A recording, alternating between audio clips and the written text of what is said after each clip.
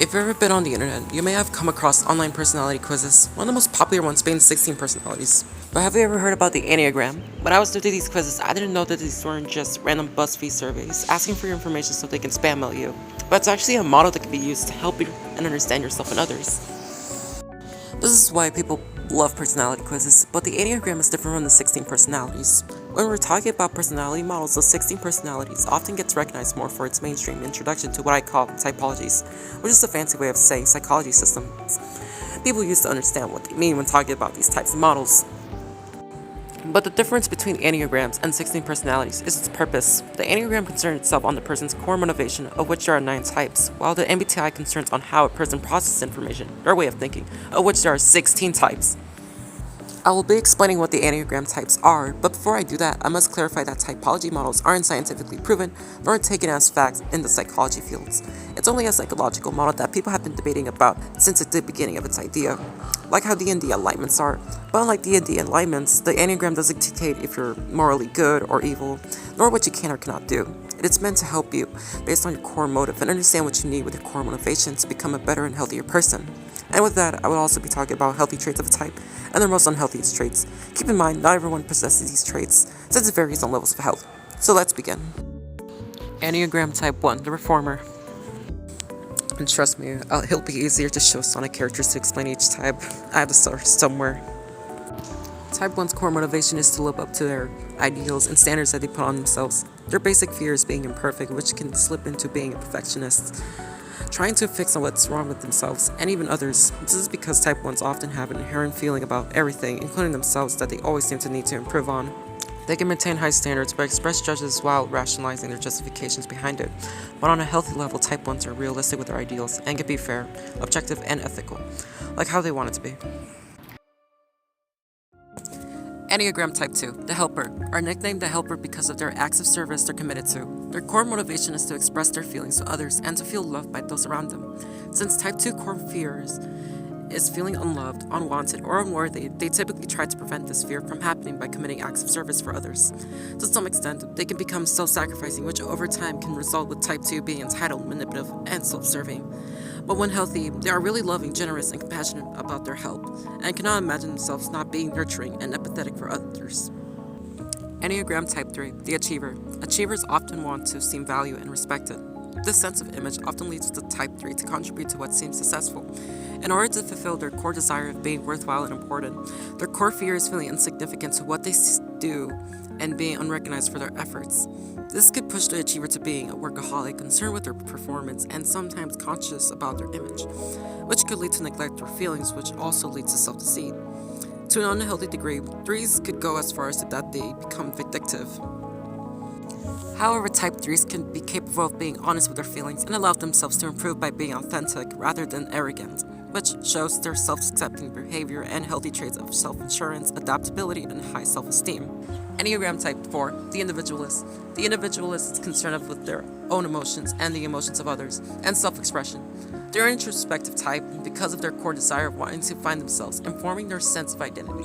4s are often aware of their personal difference, which maintains their identity as different from other types. This is why 4s can be sensitive, since their core fear is not having an identity nor personal significance, which can lead to the type to gradually think they're hopeless and to drive away anyone who tries to help them.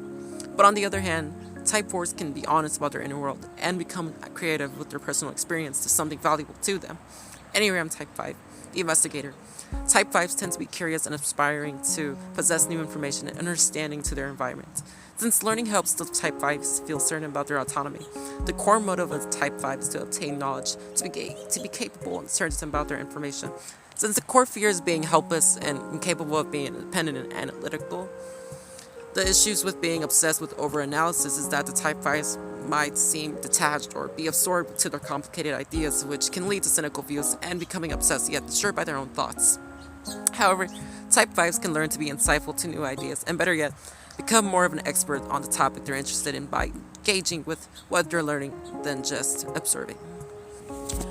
Enneagram Type 6, the Loyalists. Loyalists are given the nickname for their core desire of being secure and supported by those they trust. Core fear is that they don't have the support nor guidance, which could trigger a sense of anxiety to the Type 6, which might lead the type to have a fight or flight response and become highly reactive to things that also lead to them being desperate to follow any sense of purpose or belief that could help them to resolve their problems. But when healthy, type 6 can create their own decisions and feel self-assured and independent yet cooperative to those they trust. Enneagram Type 7, the enthusiast, driven to not be bored, wanting to maintain their happiness and freedom. The Type 7's desires are to be satisfied and content with their needs.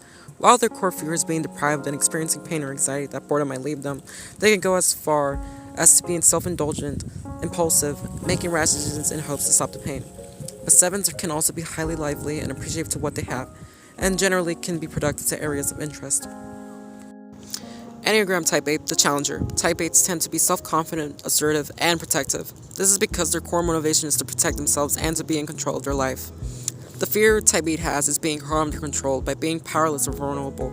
Wanting to be self-reliant to prove their personal strength and resist weakness, they can seem to be in control of their own environment and can highly be combative and also intimidating. But Type 8s can be self-restrained in their best, having the self-control and not needing to be proven to a higher authority by being altruistic. And finally, we have the Enneagram Type 9, the peacemaker. Wanting to create a sense of harmony, minimizing conflict or disturbance, the Enneagram Type 9's desires to have peace in their environment. Since the 9's core fear is being in disorder, conflict can create stress for themselves, which they wouldn't want to be involved with. They can sometimes be highly repressed because of that, in order to keep the peace and block off anything that could affect them, possibly worsening themselves by not going after what they want. Regardless, the Type 9s can be amazing communicators, have the ability to go with the flow, and genuinely bring people closer together when healthy. So after explaining each type, there's some additional things I want to talk about. One of them is called wings. You might be wondering what wings are, and to simply put it, it's the combination between two types. For example, your main type is Type 8, and that your wing is the type right next to it, so wing 9 or wing 7. A wing 9 for this example holds the core motivation of a Type 8, but has the laid-back trait of a Type 9, which the laid-back tendency would still stem from a Type 8 motive, since being patient like a Type 9 would still be motivated by being a Type 8 with wanting a sense of control. So you're really not changing core motivations, and that I should also mention that your enneagrams that cannot be changed.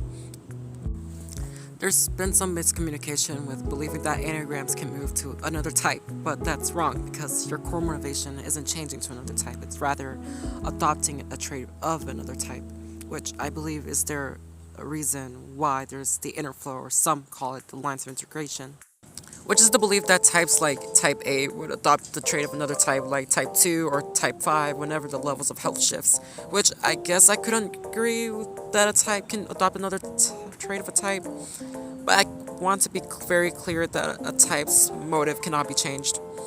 So back to 8, you can see that the lines of models shows that the growth of an 8 is the trait of a Type 2, which is the open-heartedness of the care of that type, which can be true with what I've said before about a healthy 8 being altruistic, but the motive still stays, and that the trait of the 2 is stemmed from an 8 because they're an 8.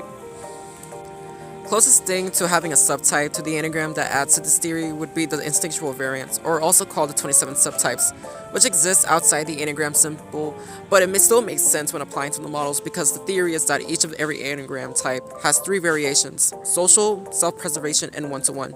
Social focus on the structure and community, self-preservation focus on physical needs and desire to handle threats, and one-to-one focus on fostering emotional bonds with other people. And that one of these 3 instincts takes priority for you, and each of us has all 3, but the order of which takes priority varies from person to person.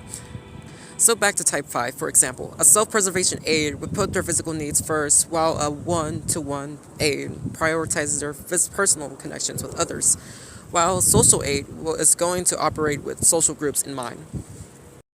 And with that, the 9 types, wings, and lines of integration, and the instinctual subtypes, we got ourselves the most dynamic and possibly helpful tool of all personality type and systems. And that if you're wondering what's your type, I recommend going on the Enneagram Institute and do your own research, then taking an online test. I remember when I first started to search for my own type, tests has always been inaccurate with mine's, but reading the description of the core motivations and fears always have helped me understand what's my Enneagram type, and even more understanding what I needed to work on, since the Enneagram takes a lot of introspection and honesty, and that being this type is a lot more common than expected. So the only person who could really label you is yourself, and that understanding yourself is the most important aspect of this model, and that reason why I love the Enneagram is because this level of introspection is something you couldn't really find in any other personality tests or systems. Anyways, this was the least confusing explanation to the Enneagrams, and I hope that my first explanation video has helped anyone understand better now, and I wish for the best what you'll do with this knowledge. Thank you, and goodbye.